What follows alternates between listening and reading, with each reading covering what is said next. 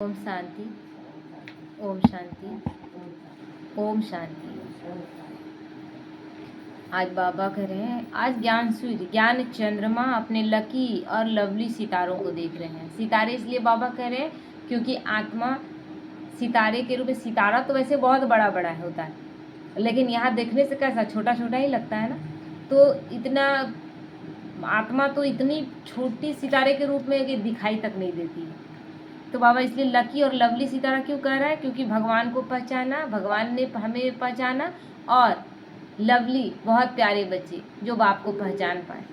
तो ऐसे सितारों को बाबा देख रहे हैं। यह रूहानी तारामंडल सारे कल्प में कोई देख नहीं सकता है ना। ये तारामंडल जो साइंस वाले देखते हैं, उस तारामंडल को मशीन लगा कर देखते हैं, लेकिन यहाँ बाबा कहते हैं ये ऐसा तारामंडल क्या है, आत्मा सितारे के रूप में ही है ना। तो ऐसे पूरे कल्प में और कोई देख नहीं सकता। यही वो समय है जब हम क्या देख रहे हैं, हर एक के मस्तक में चमकता हुआ सितारा, क्योंकि है क्या, सब आत्मा ही है ना। शरीर विनाशी है, खत्म हो जाएगा, लेकिन आत्मा उस शरीर को चला रही है। जो चला रही है वो दिख नहीं रहा है, और जो विनाशी है वो दिख रहा है। तो आप रूहानी सितारे और ज्ञान सूर्य, ज्ञान चंद्रमा, इस अति न्यारे और प्यारे तारामंडल को देखते हो, है ना। हम रूहानी सितारे और ज्ञान सूर्य शिव बाबा और ज्ञान चंद्रमा ब्रह्मा बाबा, इस अति न्यारे और प्यारे तारामंडल को देखते हो। इस रूहानी तारामंडल को साइंस की शक्ति देख सकती है क्या? नहीं देख सकती ना। साइंस का कितना ऐसा भी हुआ कि एक आदमी शरीर छोड़ने वाला था, तो उसको शीशे के बॉक्स में रखा गया ताकि देखे कि आत्मा कैसी होती है, निकलेगी।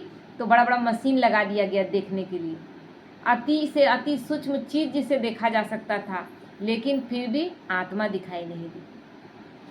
तो बाबा इसलिए कहते हैं कि आत्मा दिखाई नहीं देती है, साइंस इसको नहीं देख सकता है। साइंस की शक्ति वाले इस तारामंडल को देख सकते हैं और जान सकते हैं, जो सामने हम लोगों को दिख रहा है ना। तो आज तारामंडल का सैर करते भिन्न भिन्न सितारों को देखकर बाप दादा हर्षित हो रहे हैं। सितारे भी कैसे होते हैं, किसी का लाइट बहुत ज़्यादा है, किसी का कम है ना। तो बाबा सबको देखकर हर्षित हो रहे हैं।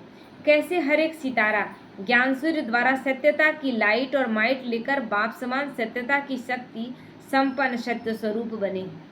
जिस तरह उस सूरज की किरण से वो सितारे चमकते हैं, उसी तरह हम ज्ञान सूर्य शिव बाबा के चमक से ही हमारी चमक है ना। और ज्ञान चंद्रमा द्वारा शीतलता की शक्ति धारण कर चंद्रमा समान शीतला स्वरूप बने हैं। ज्ञान सूर्य से लाइट लेकर लाइट और माइट है, और ज्ञान चंद्रमा ब्रह्मा बाबा से शीतलता, चंद्रमा क्या प्रतीक है, शीतलता का, तो वो शीतला स्वरूप बने हैं। यह दोनों शक्तियां हैं, सत्यता और शीतलता, दोनों होना चाहिए। जैसे कि हम सत्य बोलते हैं तो सत्य में हमारा मतलब इतना ज़्यादा ध्यान चला जाता है, और उस पर इतना हम बल देते हैं, जोर उसमें लगा देते हैं कि सत्य को बोलने के चक्कर में कभी कभी क्रोध में भी आ जाते हैं। लेकिन जहाँ क्रोध में आ गए, वो सत्य सत्य नहीं, वो असत्य असत्य हो गए। तो सत्य के साथ शीतलता वाला गुण भी होना चाहिए। हम सच्चे हैं तो हमें क्रोध में आना ही नहीं है। सत्य अपने आप में स्वयं सिद्ध है, तो शीतल होना चाहिए। तो सत्यता और शीतलता सदा सहज सफलता को प्राप्त कराती है। दोनों चीज चाहिए।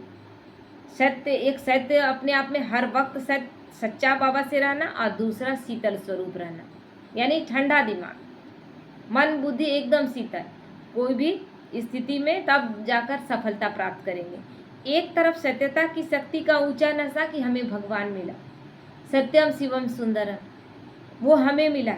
दूसरी तरफ जितना ऊंचा नशा, उतना ही शीतलता के आधार से कैसे भी उल्टे नशे व क्रोधित आत्मा को भी शीतल बनाने वाले, है ना। एक तरफ सत्यता की शक्ति का अथॉरिटी के साथ बोलते भी हैं कि हम परमात्मा की संतान हैं, और दूसरी तरफ नशा है कि हम परमात्मा के बच्चे, है ना।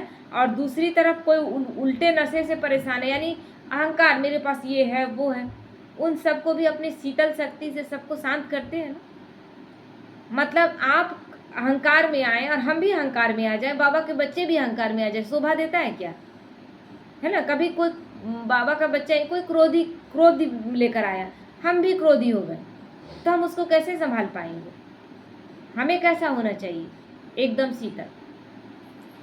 तो बाबा कहते हैं तो शीतल बनाने वाले, कैसा भी अहंकार के नशे में मैं करने वाले हो, लेकिन शीतलता की शक्ति से मैं के बजाय बाबा बाबा कहने लग पड़े। ऐसा हमारी स्थिति होनी चाहिए। हमें उसके रंग में नहीं रंगना है, हमें उसको अपने रंग में रंग लेना है ना, क्योंकि हम पर किसका रंग चढ़ा है? हम पर परमात्मा का रंग चढ़ा है। तो हम वही रंग दूसरों पर डालेंगे ना, कि हम उल्टा रंग लगाने लगे, क्रोध का, लोभ का, मोह का, ये रंग शोभा देगा क्या? तो सत्यता को भी शीतलता की शक्ति से सिद्ध करने से सिद्धि प्राप्त होती है ना। सत्यता को भी शीतलता की शक्ति से ठंडे होकर एकदम शीतल स्वभाव से सिद्ध करेंगे तो फिर बाबा कहते हैं तब सिद्धि प्राप्त होती है, तब आपको सत्य माना जाएगा। अगर क्रोध में आ गए तो वो सत्य नहीं तो सिवाय शीतलता की शक्ति के सत्यता को सिद्ध करने के लक्ष्य से करते सिद्ध है ना। लेकिन अज्ञानी इस सिद्ध को जिद समझ लेंगे, क्योंकि आप क्रोध में आ गए, आप शीतल नहीं रह पाए, ठंडे नहीं। हम अगर सच्चे हैं तो हमें क्रोध में क्यों आए? हम सच्चे हैं तो कभी ना कभी, और ऐसा अभी समय चल रहा है ना कि आप केवल चलते जाए सत्य मार्ग पर, सब कुछ बाबा अपने आप प्रत्यक्ष करता है। जो गलत कर रहे हैं वो उनका गलती छुपा हुआ नहीं रहेगा, किसी हाल में छुपा हुआ नहीं रहेगा। इसलिए हमें कुछ करना ही नहीं है, केवल हमें अच्छे से चलना है। और सब कुछ बाबा नहीं बोलता है कि मैं कमाल पे कमाल करके दिखाऊंगा, वो दिखाएगा। कुछ चीज़ों में अभी देखते हैं तो लगता है कि सच में बाबा ऐसा कर रहा है। एक समय में लोग अपने आप अपनी गलतियों को स्वीकार करने लगते हैं, जो बार बार अपनी गलती करके भी मानते नहीं थे, और वही आत्माएं अपनी गलतियों को स्वीकार करने लगे। ये समय आ गया है, क्योंकि धर्मराज किसी को छोड़ेगा नहीं। तो इसीलिए बाबा कहते, इसलिए सत्यता और शीतलता दोनों शक्तियां समान और साथ चाहिए, है ना। सत्य के साथ साथ ध्यान रहे कि हम शीतल रहें, जिद नहीं। किसी दूसरे को क्या लगेगा, जैसे कभी कभी नहीं दिमाग उतना नहीं रहता है। पहले क्या था ना, जब ज्ञान में आए थे, धीरे धीरे बहुत चीज़ों का चेंजिंग होता है, और उसमें हमें घबराना नहीं कि ऐसा क्यों हो गया।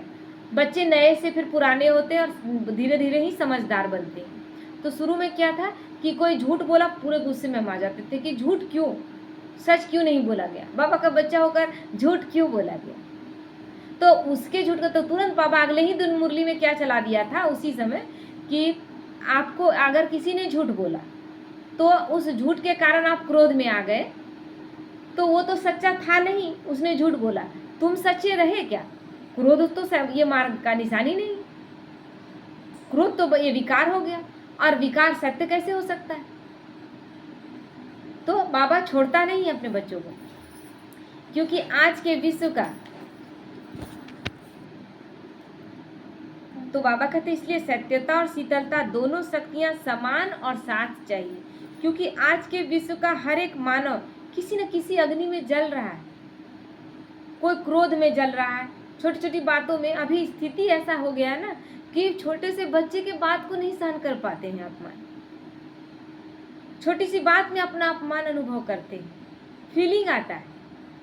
तो बाबा कहते हैं वो कोई ना कोई अग्नि में जल रहा है, कोई विकारों की अग्नि में जल रहा है। आप मान लीजिए, कभी सोचते हैं कि कोई विकार के लिए ही परेशान है कि नहीं हमको विकार में जाना ही है, तो उसके लिए भी तो हमें रहम करना है ना।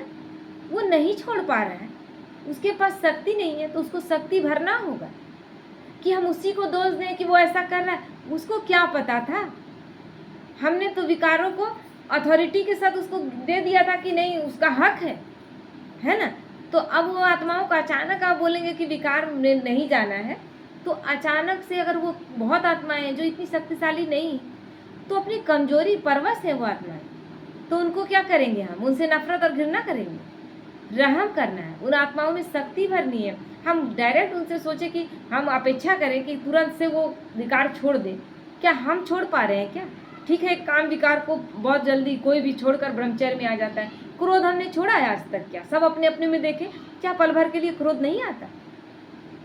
तो फिर हम उन आत्माओं से जो ज्ञान में भी नहीं चल रहे हैं, जिन्होंने ज्ञान को भी समझा भी नहीं है, तो वो विकारों के अग्नि में जल रहे हैं, वो कहाँ से अपेक्षा, किससे अपेक्षा करेंगे? हम आत्माओं से ही न अपेक्षा करेंगे। तो इसीलिए बाबा कहते हैं ऐसी अग्नि में जलते हुए आत्मा को पहले शीतलता की शक्ति से अग्नि को शीतल करो, है ना। पहले उन्हें वाइब्रेशन दो, पवित्र वाइब्रेशन दो। जब हम प्रकृति के 5 तत्वों को अपने वाइब्रेशन से सुधार सकते हैं तो किसी आत्मा को नहीं सुधार सकते क्या? सकते हैं ना। उसमें अब शक्ति नहीं है, तो ये तो बड़ा पुण्य का खाता है कि उसमें हम शक्ति भर देंगे ताकि वो अपने विकार से निकल जाए, इस अग्नि से निकल। क्या वो नहीं चाहता होगा? वो नहीं चाहता होगा, उसके अंदर वो विकार से नहीं निकल पा रहा है।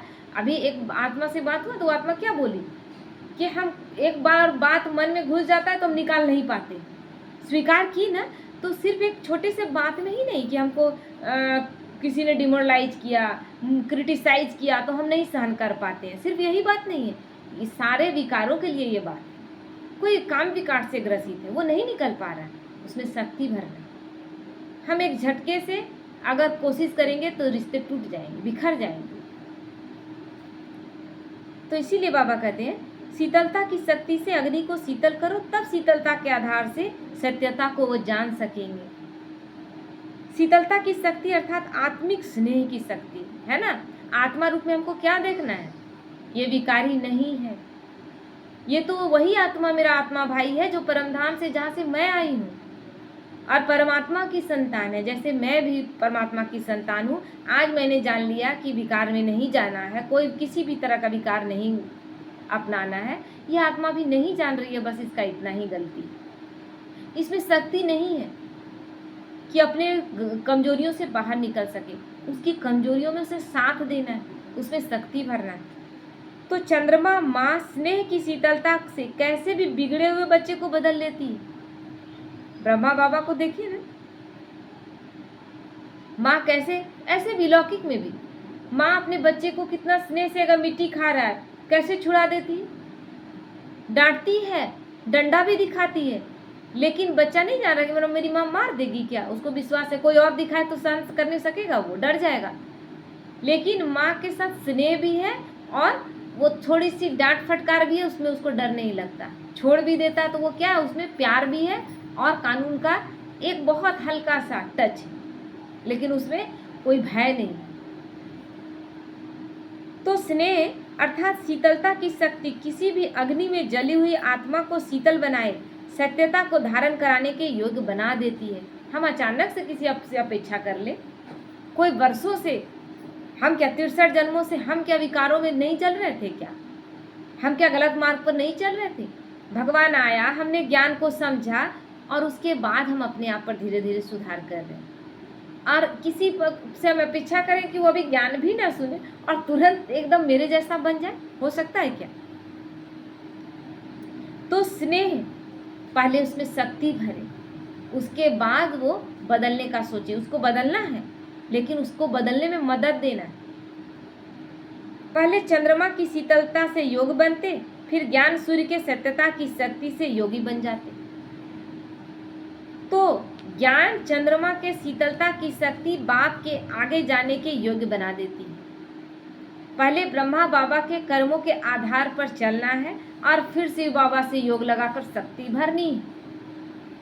और ये चीज़ हम कर रहे हैं, ये चीज़ हमें वही चीज़ दूसरों पर भी करना है।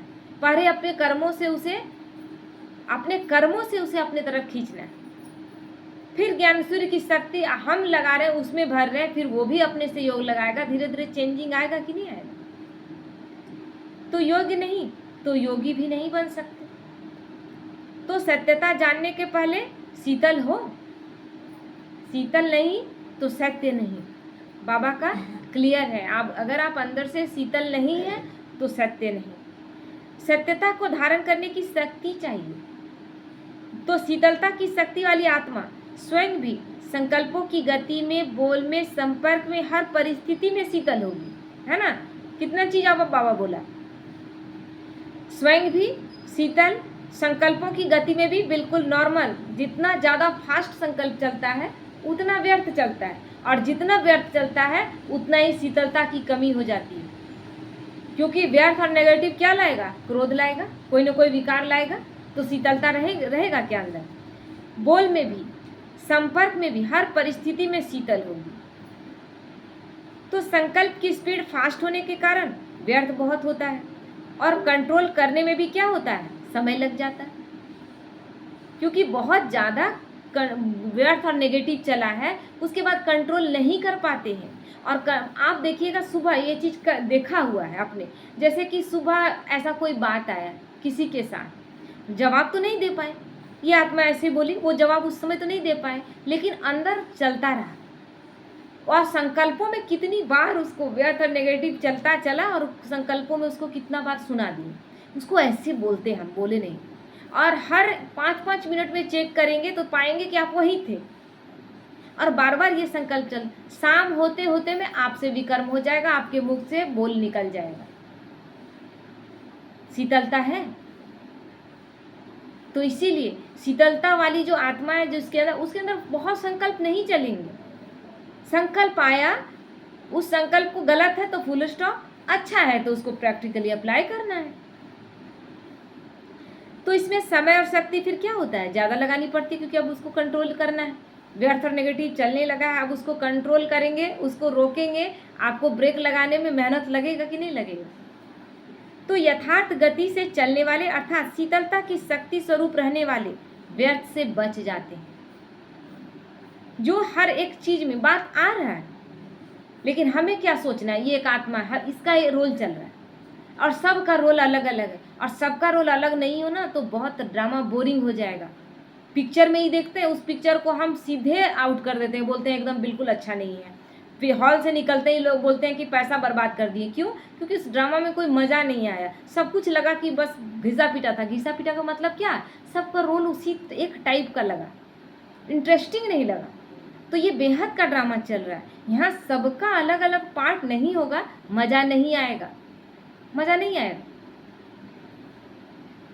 तो एक्सीडेंट से बच जाते हैं ना अगर हम अपने संकल्पों को समय पर रोक लेंगे। गाड़ी चला रहे हैं और समय पर ब्रेक लग गया तो एक्सीडेंट होगा, लेकिन ब्रेक लगाने में अगर देर हुआ तो एक्सीडेंट होगा कि नहीं होगा। और यही होता है, हम व्यर्थ सुबह से चलाए थे, हम रोक नहीं पाए और लास्ट में हम किसी से टकराए और अपना सारा अंदर जितना था जो चलाए थे संकल्प सब बोल में निकल ही आएगा। इसीलिए बाबा कहता है बच्चे संकल्पों पर ध्यान दो, क्या चला। तो यह क्यों, क्या, ऐसा नहीं वैसा, इस व्यर्थ फास्ट गति से छूट जाते हैं। जैसे वृक्ष की छाया किसी भी राही को आराम देने वाली है ना, सहयोगी। वृक्ष क्या करता है, उसकी छाया में लोग आराम पाते हैं। तो ऐसे शीतलता की शक्ति वाला अन्य आत्माओं को भी अपने शीतलता की छाया में सदा सहयोग का आराम देता है। बुद्ध क्या था, जब उसके पास वो आया और उसको थूक भी दिया गाली देने के बाद, वो क्रोध से जल रहा था। उस समय वो क्या बन गया, एक विशाल वट वृक्ष बन गया। उसको अपनी शीतलता की छाया में ले लिया। वो तो आग उगल रहा था, लेकिन इधर तो जल ही जल था और वो भी पूरा ठंडा जल। तो क्या हुआ, अगले दिन जब वो आता है तो पैर में गिर जाता है। क्यों? उसमें आराम महसूस किया, क्योंकि क्रोध में जलती हुई आत्मा कभी अच्छा फील नहीं करती। वो सोचती है कि फलाने को हम एकदम सुना करके हम हल्के हो जाएंगे और उसको सुधार देंगे। क्रोध कभी किसी को सुधारा है क्या? लेकिन नहीं, क्रोध में हम हैं तो हम स्वयं ही गलत हैं। और ये रियलाइज कब होगा, जब सामने वाला अपने स्टेबल माइंड में रहे तब। यही चीज़ हुआ कि गौतम बुद्ध स्टेबल रहा, वो अपनी स्थिति में स्थित रहा, तो उसका एनर्जी बहुत ज़्यादा वेस्ट होने दिया। अगर वो भी उतना हो जाता तो फिर ये थूकता वो थूकता, आज कहानी हम सुनते क्या। तो हर एक को आकर्षण होगा कि इस आत्मा के पास जाए, धो घड़ी में भी शीतलता की छाया में शीतलता का सुख आनंद लेगा। महसूस होगा कि इस आत्मा से थोड़ी देर इसके साथ रहते हैं तो अच्छा फीलिंग आता है। आप योग को छुपा नहीं सकते हैं, कितना आपके अंदर योग की शक्ति है, क्या आपकी अंदर की स्थिति है ना, वो छुपाने की चीज़ नहीं है। वो तो अपने आप दिखेगा, लोगों को महसूस होगा, वाइब्रेशन कैच होगा, लोगों को लगेगा यहाँ आए, इसके पास आए तो अच्छा फीलिंग आए। तो हमें वो करना है। क्या होता है, घड़ी में एक आत्मा थी, उससे कोई भी कुछ भी गलत भी करता था और वो पूछती थी बड़े आराम से, शीतल एकदम ठंडे दिमाग से पूछती थी। कोई चोरी भी किया है तो उस आत्मा को आके बता देता था। क्यों? क्योंकि और घर वाले पूरा गुस्से में यही किया होगा, इसका यही आदत है, लेकिन वो चुपचाप सीधा एकदम अच्छे से बैठाती थी, प्यार से बोलती थी कि तुम किए हो तो बता दो, नहीं किए हो तो नहीं, हम तो मान लेंगे, तुम तो बहुत अच्छे हो। बहुत अच्छे से बात करती थी। यानी एक तरफ ठंडा डाला जा रहा है पानी, और उधर से जो आत्मा आई है वो तड़प रही है। जैसे ही ठंडा पानी मिलेगा उसको बड़ा आराम मिलेगा, उसके मुख से स्वतः निकलेगा। ऐसा होता है और ऐसा हुआ है। तो बाबा कहते हैं जैसे चारों ओर बहुत तेज धूप हो तो छाया का स्थान ढूंढेंगे ना, तो अभी स्थिति ऐसी ही है। सारी सृष्टि जल रही है विकारों की अग्नि में, हर तरफ धूप है, और केवल ब्रह्मा कुमारियां वो बस विशाल वटवृक्ष बन रही हैं, जिनकी छाया में कुछ देर के लिए लोग शीतल हो जा रहे हैं। तो हमें क्या बनना है? तो ऐसी आत्माओं की नजर व आकर्षण ऐसी आत्माओं की तरफ जाती है। तो बाबा कहते हैं अभी विश्व में और भी विकारों की आग तेज होनी है, तो हमारी जिम्मेदारी क्या हो जाती है? हम उसी तरह एक माँ बन जाए कि बच्चा मिट्टी खा रहा है, लेकिन हम क्या करेंगे? उसको डंडा लगा देंगे। बड़े प्यार से उस डंडे को केवल दिखाना है, लेकिन प्यार इतना हो, ममत्व इतना हो ना कि वो डंडा उसको डराए नहीं, लेकिन वो प्यार केवल दिखाने का, वो मिट्टी खाना छोड़ देता है। बस यही चीज हमें सबके साथ करना है। यही प्रेम, यही शीतलता हम सब आत्माओं को धारण करनी है, क्योंकि कोई भी बुरा नहीं है, कोई भी बुरा नहीं।